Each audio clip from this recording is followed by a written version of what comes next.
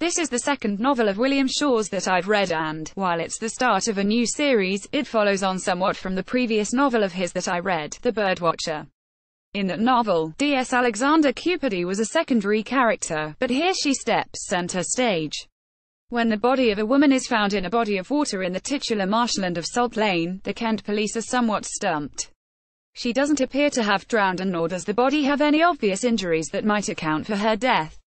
When a second body, that of an illegal immigrant, is found in a cesspit, they are at first unsure whether the cases are linked.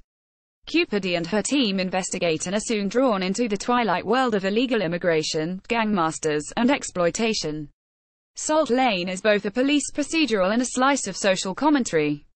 The procedural element works well. The author avoids the mistake of some writers who have their protagonist do all the work and solve the crime alone. Murder investigations, in the UK at any rate, are team efforts, and this is depicted well. While D.S. Cupidi has a touch of that well-trodden trope, the maverick who finds it hard to play by the rules, this isn't overly done. Rather SHES a believable character, likable and committed. The police procedure element of the novel is also handled adeptly. It didn't surprise me to learn when reading the acknowledgements at the back, that the author consulted Graham Bartlett in the course of researching the novel. Bartlett being a former police officer in Brighton who has long advised the author Peter James.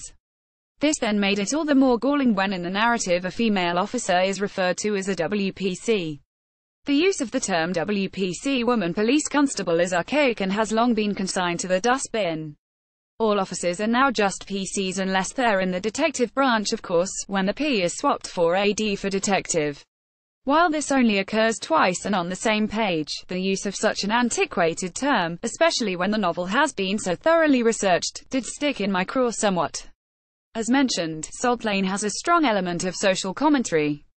Once again, the author has researched this thoroughly, as I can attest to from my career researching current affairs documentaries for Channel 4.